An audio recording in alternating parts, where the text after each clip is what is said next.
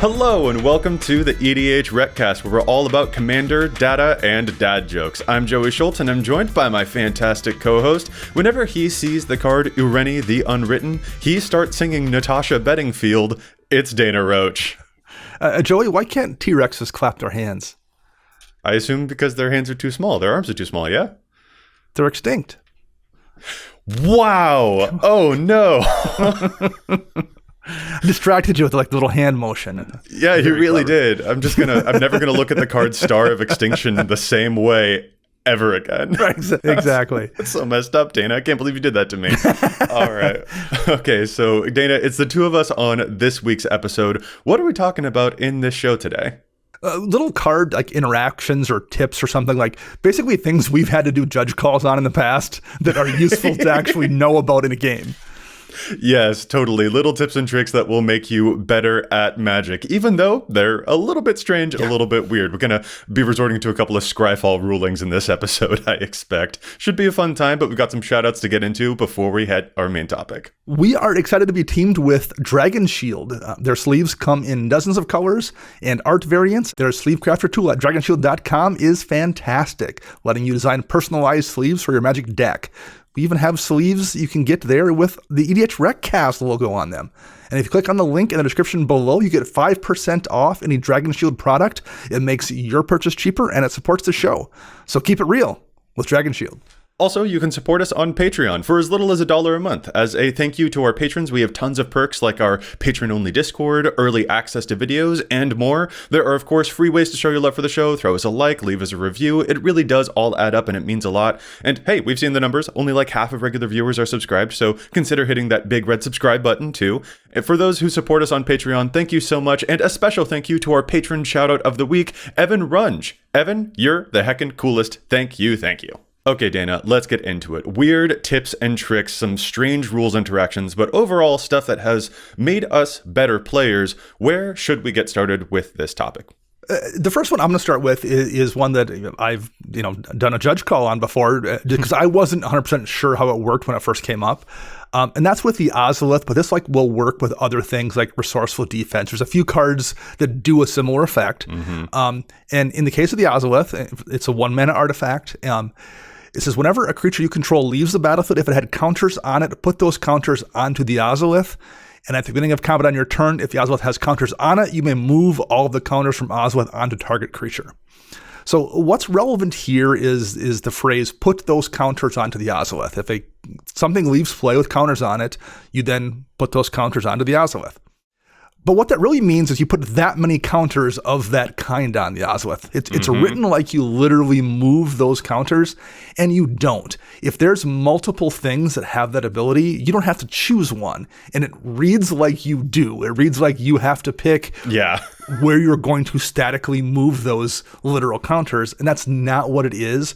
You're just putting that many of those kind of counters onto the Oelith and onto any other thing that has a similar ability, like, say, Resourceful Defenses, which is the situation with me that came up. Yeah. So that is very relevant, particularly in things like modular decks, where like a modular creature dies, you're going to move those counters onto another modular creature, another artifact creature, and also the Oelith. You can do both of those things. And the card itself doesn't make that remotely obvious. Yeah, it is absolutely worded in a way that frankly feels deceptive, because it does say those counters. Yeah. But when we look at the Scryfall rulings here, notes and rules information for the Oelith, it specifically states the Oelith's first ability doesn't move counters off the creature that's left the battlefield. Rather, you put the same number of each kind of counter the creature had onto the Oelith. And it even specifies that if you somehow had two the Oeliths, they would each get that same effect. This came up all the time in my Rayhan Lost of the Obzon deck, which has also a very similar ability. Sure. And I also ran Resourceful Defense in that deck. It even came up in a Shuffle Up and Play episode that I was on with the professor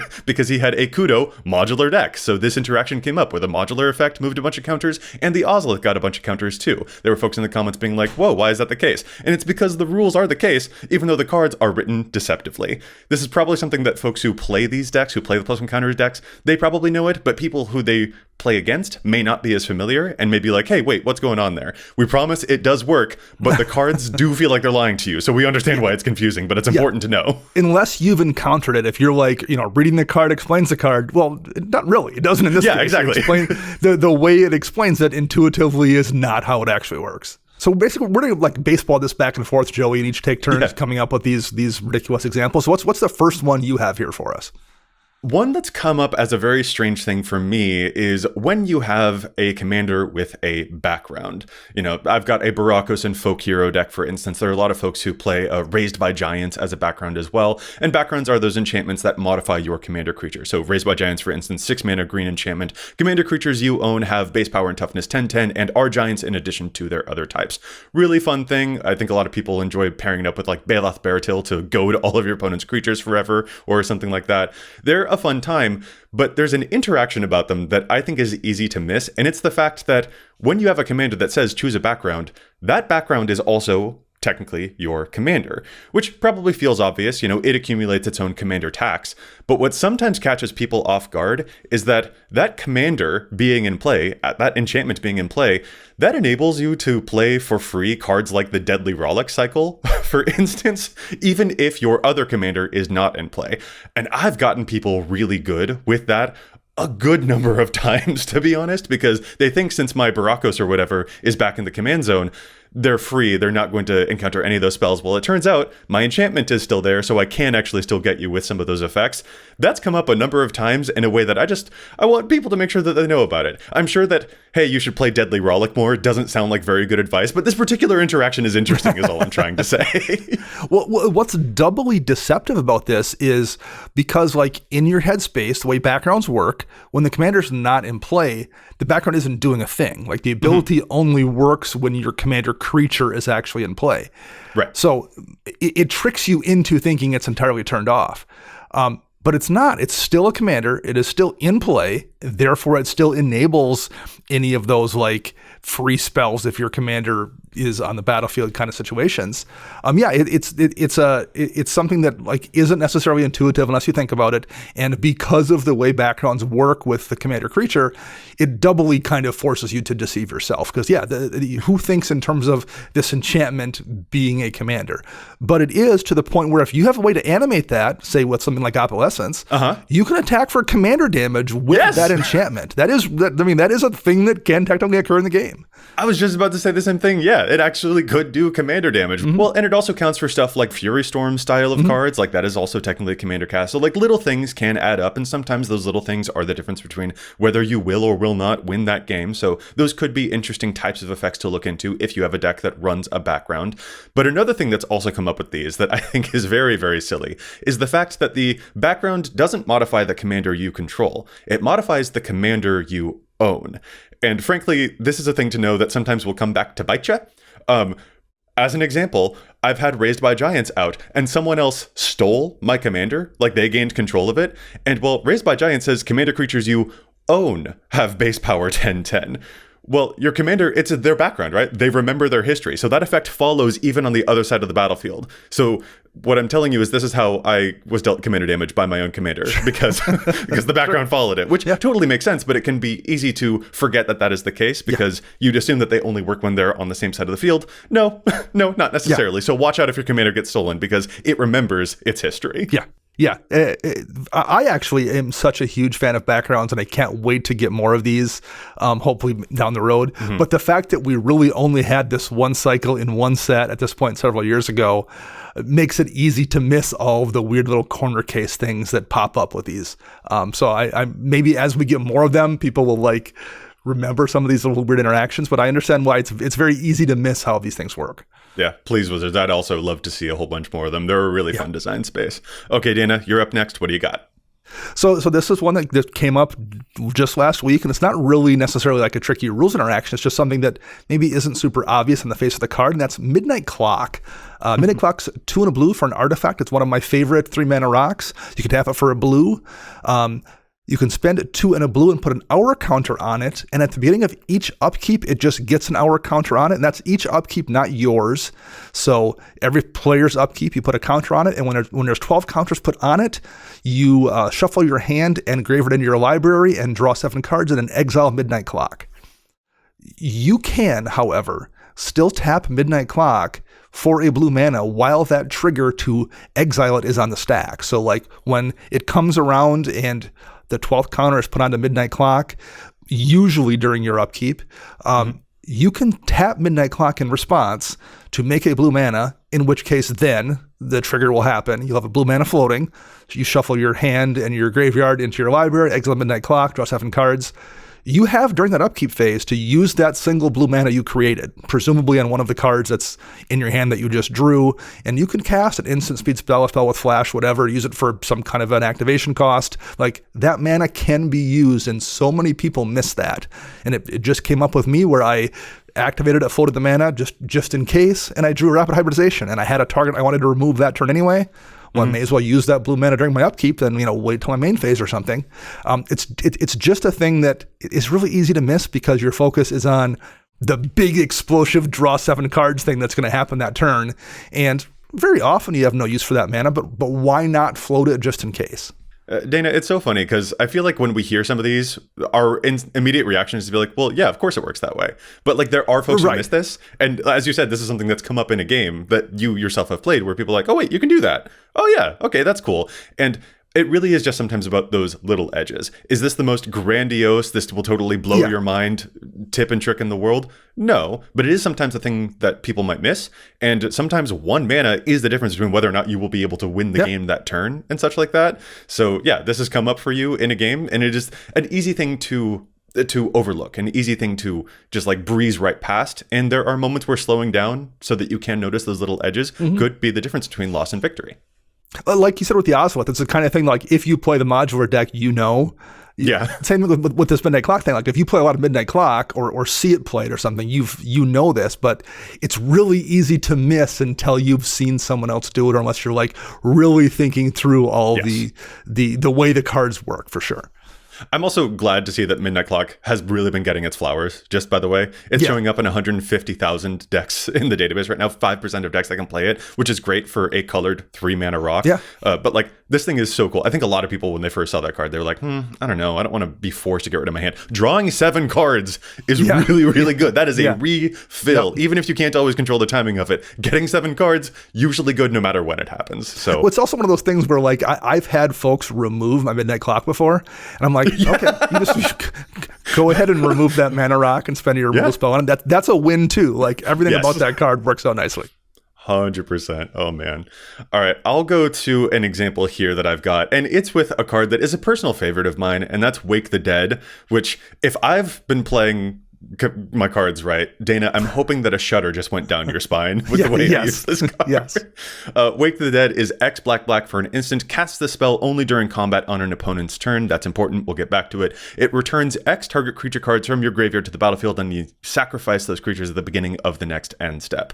So presumably your opponent attacks you, you surprise get a bunch of creatures out of your graveyard to block and mess up their combat, yada yada. This spell is really good even if you just have a couple of creatures in your graveyard. I like getting back Kokosho's and Grey Merchants with it. Big surprise, I know. But the important point on this one here is that, it can only be cast during combat on an opponent's turn, but they still have to go through their combat step. Even if they don't have any creatures in play, and even if they don't attack at all, you can still play this card because they must move through that combat step. So there have been times where I decided it was my combat step, actually, and I got back some very gnarly creatures with very gnarly enters the battlefield and death triggers that I was able to take advantage of with the spell. And this card wins me games on other people's turns, even if those people don't attack. And it's even better when they do actually try to attack, and I'm just like, no, this is going to go different than you think. I really like this spell. It's surprisingly useful, and I don't know, I'm just going to heap so much praise onto it. But that's an important thing to note. They can't bypass their combat step. You do still have that window. Yeah, it's one of those things too. It's one of those spells where, like, when you first read it, you think, "Oh, I'm just going to bring back some blockers," for example, during a swing or something. But man, there are so many more layers to how you can use Wake the Dead effectively in a deck. It just is such a toolbox card, and once you play it, you find yourself like using it slightly differently. A dozen different times you cast it in a row. Yeah. No, I'm going to use it to get back Ayara and Abhorrent Overlord so that my devotion to black really mucks up the entire thing. And I'll leave a bunch of tokens behind, yada, yada. Yeah. I feel like, though, it's important to linger on the combat step in general. We've, for instance, on the show many times gone over the reconnaissance or the ninjutsu tricks, where creatures are still considered attacking even at the end of combat. There is that one small little bit at the end of the combat phase after damage where a creature is still considered attacking. So you can ninjutsu out one of those creatures that already dealt damage but was not blocked this turn. Or you can use reconnaissance to untap that creature and remove it from combat, but it already did its thing, so you're all good. And I love the new updated reprint of reconnaissance that kind of clarifies that rules interaction, because the previous version of reconnaissance was, again, lying to you. Yes. So there are a lot of those little combat tricks that are important, but there's one other thing that also matters about combat. Also in that phase of, hey, these creatures are still considered attacking. Dana, I'm sure you're a fan of cards like Aether Spouts and Settle the Wreckage, which get rid of attacking creatures, yeah? Yeah, absolutely. Well, I have to ask, have you ever used them after someone has already dealt damage when their creatures are still considered attacking? Because I have, and it's real good, and it's real nasty. The first time, and it's been recently, that someone cast a Settle like this, it's so deflating, too, because like you're using Settle the Wreckage to kind of screw over two people, right? You're destroying the creatures after the person takes damage. It's just a great way to turn a spell that normally just hits one person into a way to like basically maximize the damage dealt to two people.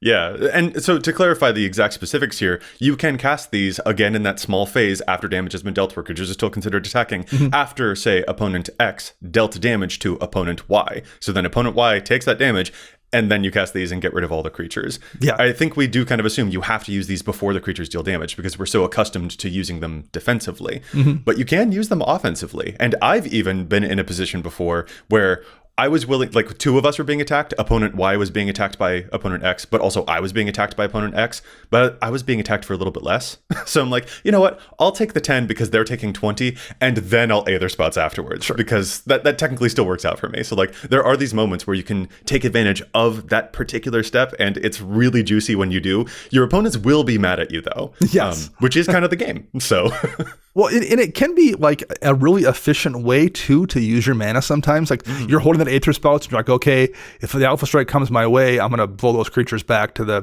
person's library.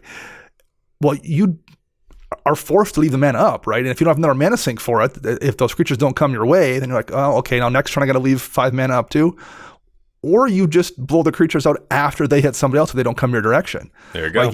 Like then you can go on with whatever your plan is versus like leaving that much mana up for the Settle the Wreckage or the Aether Spouts or the Aetherize or whatever it is in case stuff does come your way. You can still like have your cake and eat it too, to a degree. And I will also sometimes let the whole combat happen and then cast the Wake the Dead right at the end of the combat because it is still technically the combat phase. So I love being these sneaky instants that will come up right when you think the coast is clear. No, it really, really isn't. All right, Dana, these are really fun tips and tricks. We've got a bunch more to get into in the second half of the show, but I think right now we got to pause to get into Challenge the Stats because there's so much data on EDHREC that we don't always agree with. So let's take a look at some over and underplayed cards. And Challenge Stats is brought to you by Cardsphere, our favorite way to turn unplayed cards into played cards.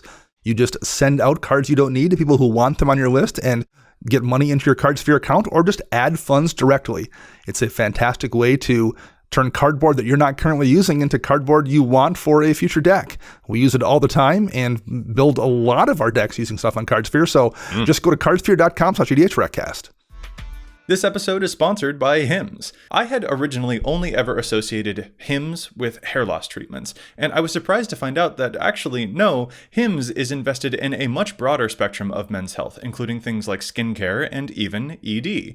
And no, I don't mean EDH. This time the ED in question isn't Elder Dragons.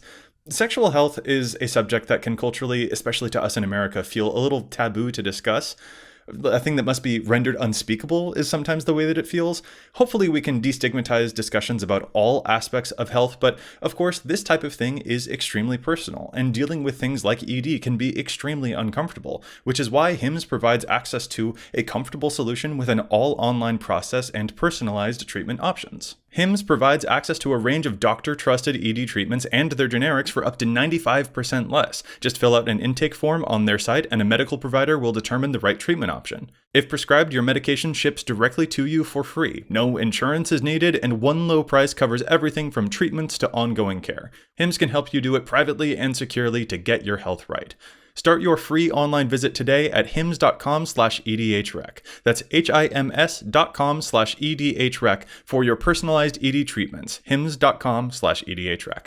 The featured products include compounded products which are not approved nor verified for safety, effectiveness, or quality by the FDA. Prescription required. See website for details, restrictions, and important safety information. Price varies based on product and subscription plan. This episode is brought to you by our favorite deck builder, Archidekt. Archidekt offers so many features to make your brewing experience super easy, from custom categories to helpful sorting methods and giving you tons of data about your deck too. Color breakdown, mana curve, but also things like your probability of drawing certain categories of cards at a certain time in the game, which you know I'm using to make sure that I have a better chance of drawing both my graveyard filling cards and my reanimation spells on time. Plus, their deck playtester is undeniably the best in the biz. Super intuitive game actions from start phases to tapping groups of cards to copying tokens to proliferating all your counters are all handled for you with a single keystroke. And I've got to shout out my all-time favorite feature that when you're brewing on Archidekt, you can drag and drop a card from EDHREC or from Scryfall right into your deck list. This saves me so much time not having to type while I'm brewing. Even the way that they make importing a full deck list onto the site is super easy. And you know what? Archidekt even has a creators page that shows you when updates have been made to your favorite creators' decks, so you can see, for instance, what I'm trying out with my signature Baba list or whatever new hipster strategy Dana is currently tinkering with. You can check out our deck lists linked in the description of every video at archidekt.com/EDHRECast. That's ARCHIDEKT.com/EDHRECast. Go get EDHREC'd at Archidekt. My challenge was sent to us this week by listener Travis McKim, and it's for Peer Imaginative Rascal and Toothy Imaginary Friend decks. The card is Long River Lurker. It's a frog scout for 2 and a blue. It's a 2/3 with ward 1, and it also gives other frogs you control ward 1. That's not really relevant here. What is relevant is when Long River Lurker enters, target creature you control can't be blocked this turn, and whenever that creature deals combat damage this turn, you may exile it. And if you do, return it to the battlefield under its owner's control. That is really useful in a deck where you're trying to swing in with a buffed up creature like 2/3 Imaginary Fiend, and it's a creature that draws you a ton of cards when it leaves the battlefield, like from an exile trigger.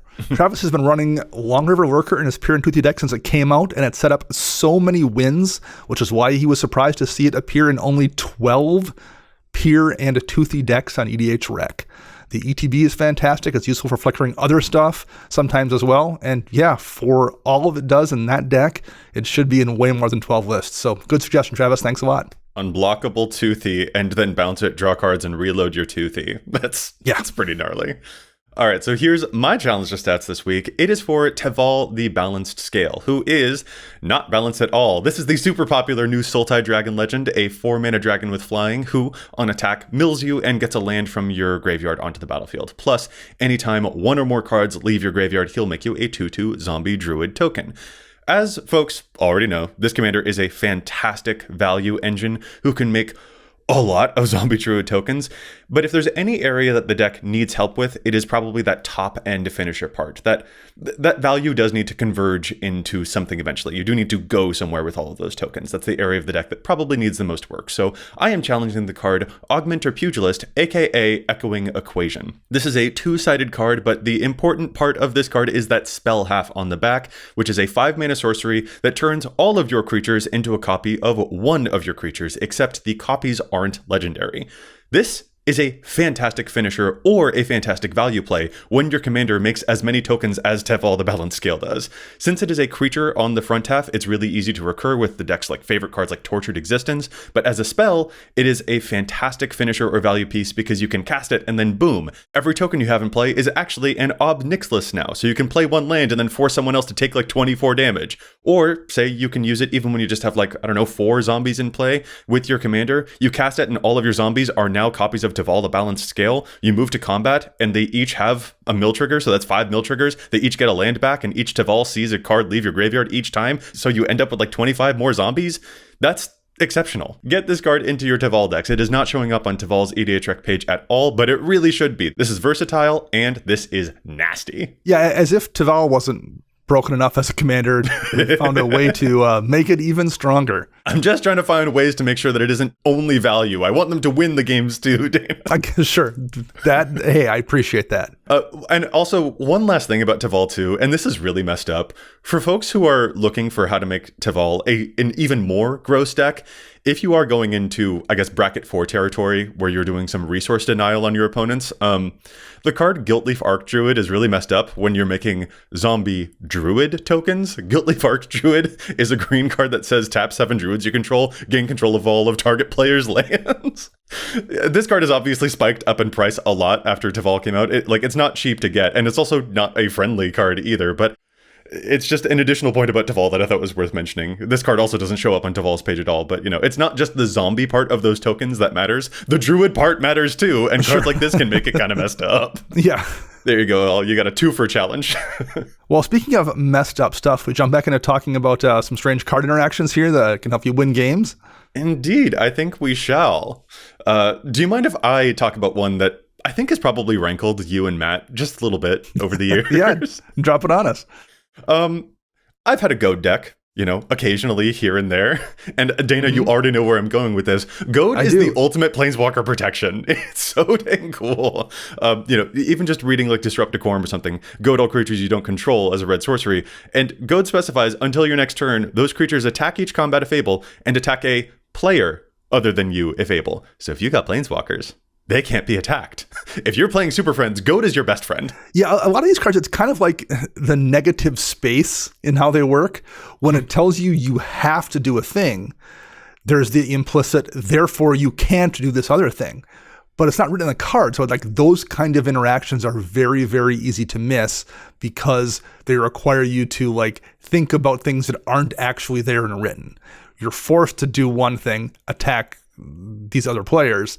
Mm-hmm. Therefore, you can't attack these Planeswalkers. And it's one of those implicit ways the card works, but because it's not written there, it's super easy to miss.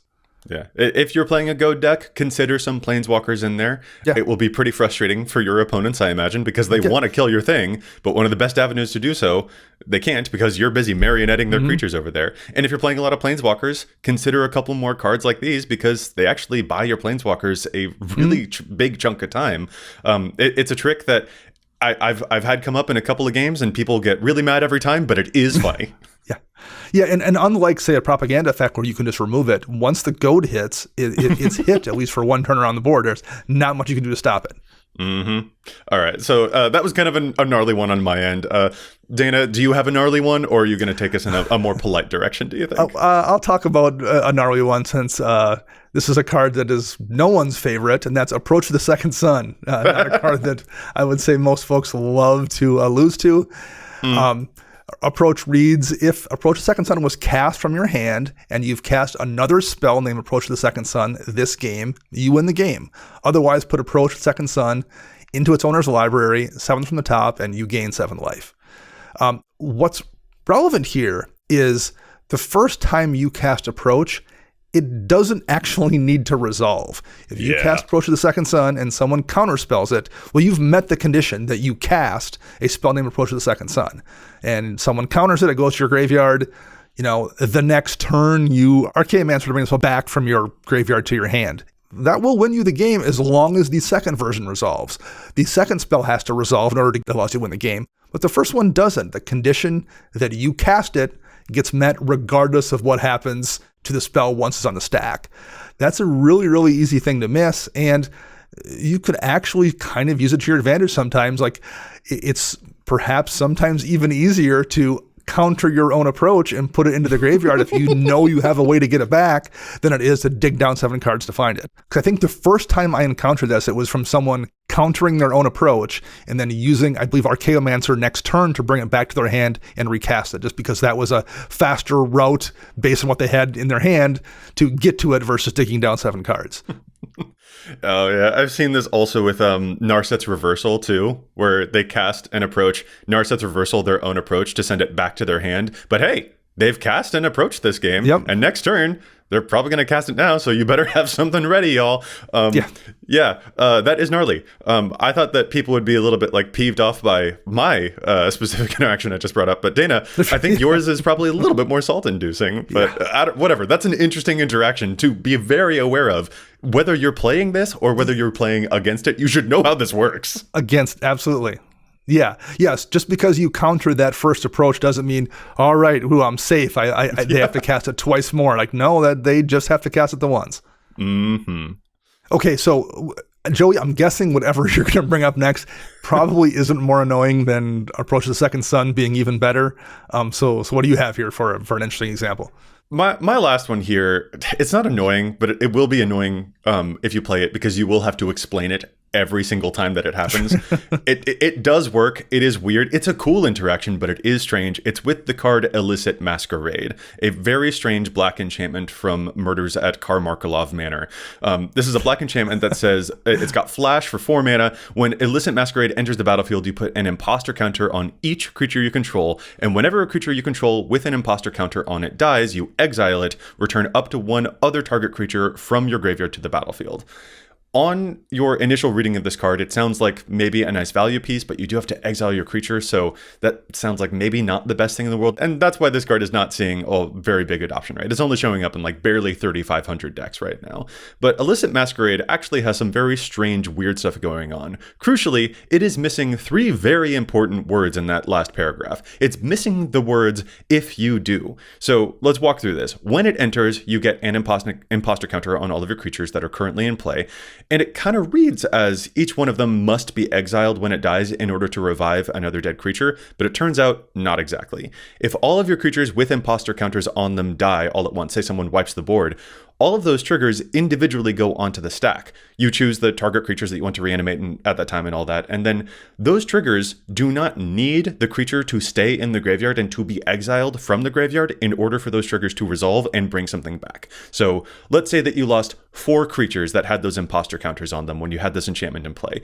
You choose your worst creature's trigger to go first, the one that you don't mind being exiled. We'll call it creature number 1. It will get exiled from your graveyard, and then you can bring back creature number 2 from your graveyard onto the battlefield. And then creature number 2's Illicit Masquerade trigger wants to resolve. That creature isn't in the graveyard anymore, but it doesn't need to be because that if you do is missing from the Illicit Masquerade card. So creature 2's trigger can bring back creature 3, and then creature 3 can bring back creature 4, and creature 4 can bring back something completely different from your yard. This is a very surprising and unique and flexible spell with some secret depths that you would not expect at first, so I'm gearing up to give it a shot in a whole bunch of decks now, because what a strange form of reanimative protection. Well, I thought we were going to do things that were less disgusting, Joey, and I feel like you just did something that was equally as disgusting as the previous things we already talked about. This is gross, but it is also cool, though, right? Like, it is pretty cool, yeah. Approach is like, approach is whatever, goad, you can't touch my planeswalkers. That's just kind of like, ooh, we being nasty. But this is like weird. This is reanimation I didn't even know worked this way. I found a whole new avenue of graveyard shenanigans to play with, Dana. I'm very excited. Any new way to do like busted graveyard things is exactly what gets you fired up every single week. That's why you get out of bed and start brewing decks. New busted graveyard stuff. Exactly, yeah. If folks are ever on my Architect page, and we've got a link to that in the description if anyone wants to see our deck list out there, architect.com/EDHRECast. Please feel free to give a look whether or not I end up putting this card into my decks. It may happen. It's a very interesting way to keep my board around and get a bunch of death triggers until I can come back. Like, I'm very fascinated by this interaction. I can't believe that this card made it to print without saying, if you do exile it, then you return the thing. You're just going to return the thing, whether that card stays in the graveyard or not. That's wild. Yeah. Well, and you know what? Not for nothing, our listeners also regularly chat up a storm about cool stuff like this in our Patreon Discord, finding cool interactions like these and sharing them and discussing them and going over like how the rules work the way that they do. And you know what? Plus, we also did that episode recently, episode 363, which revisited some of our favorite Challenge the Stats picks from across the entire history of our show. And a whole lot of those challenges involve strange rules that you might not notice at first, or that are easy to breeze by in the same way that a lot of these are. So if you've ever been interested in supporting us on Patreon, big shout out to the patrons in our Discord for having such cool discussions and sharing their favorite neat interactions too. And even if joining Patreon isn't for you, definitely look back to some of our past Challenge to Stats picks for other interesting interactions like all of these.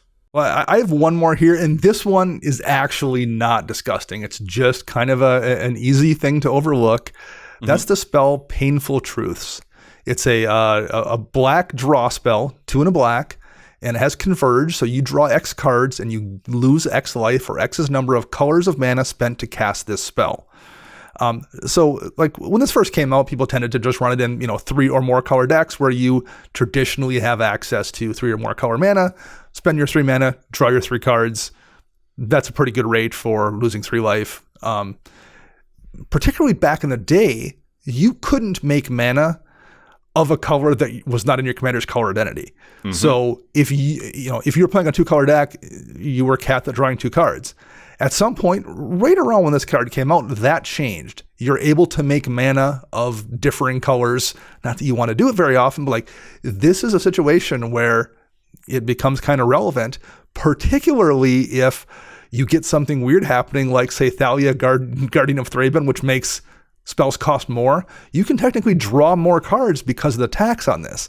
This is a 3-mana spell. If you have a way to make that 4th color mana, because there's a tax on here, you can draw 4 cards off this. If somehow you're being taxed 2 and you can make all 5 color, well, you can draw 5 cards off of this at the cost of 5 life. But like, there's plenty of weird situations where this actually draws you more cards than it would look like on the face.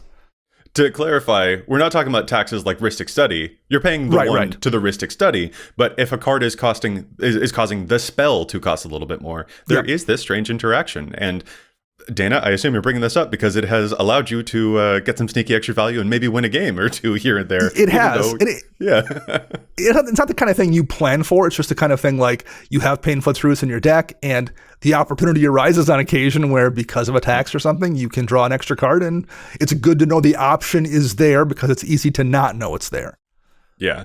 My actual favorite little trick with Painful Truths is I think this card is vastly underplayed in 2-color decks, specifically 2-color decks, or even a monocolor deck that cares about treasure tokens.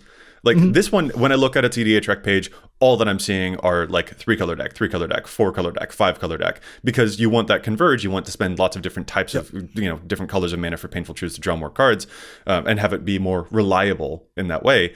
But if you have a deck that cares about treasures, which can crack for any color of mana, then even if you're in a 2-color deck, you can possibly get the 3 draw off of this pretty regularly. So yeah, I've used this in my Felice deck, for instance, because that deck makes a lot of tokens, including a lot of treasure. I imagine a Prosper player out there could take extra advantage of this because that deck makes so many treasures too.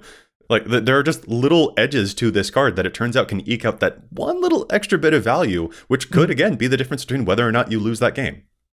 Yeah, I had a Jury Master's Review deck, 2-color Rakdos deck, built around making treasures. So like I ran this in that deck, and routinely it was just a 3-mana draw 3 because I always had access to treasures, and I would just make a blue mana or something when I cast this and draw my 3 cards. So yeah, it's just something to remember. It's that negative space on the card, like the information that's not specifically spelled out is really easy to miss, but once you know it's there, there's a lot of kind of hidden utility here. Yeah, I think this whole episode has kind of been the one step beyond inferences that we can make after reading these cards. Yeah. What the cards aren't saying is sometimes just as, if not more important than what the cards are actually saying. And they can really let you fill in that box and find that extra value that could really set you ahead, win the game, or just surprise your opponents. The only tedious part of this episode is that you will probably have to explain a lot of these interactions to people because they're not all immediately intuitive. This one probably more so than the others, at least. The trust me, bro episode here. Like we've said, we've had to do judge calls on a handful of these things that have come up before. Check out Scryfall. They have some rules on there that might be useful too. So yeah, just an important thing. But yeah, these are fun little edges that can come up. And I do think when you learn these moments, they do make you a better player overall. So it's been fun to look over a whole bunch of them with you, Dana. Well, and this is one too. I really would like to hear some feedback in the comment section down below here, because so many of these are things that we have ran into. It's not like we sit around and are reading through cards looking for odd interactions. We just play a lot of games and have ran into these. But there's probably countless different variations in all of these of things that we haven't seen because we just haven't been in a game where it came up. So I would love to hear examples in the comments here from people of the things that you have ran into that are useful, because the more you know about this kind of stuff, the better it is to play, the more fun your games are, the more, edge you have.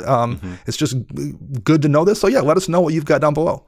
And the more you can be prepared for if you see it across the table from you too, because sometimes that's just as important as well. Yeah, this has been great. Can't wait to hear from everyone. But Dana, with that, I think we are going to call this episode to a close. So if our listeners want to get in touch with us, where can they find you online?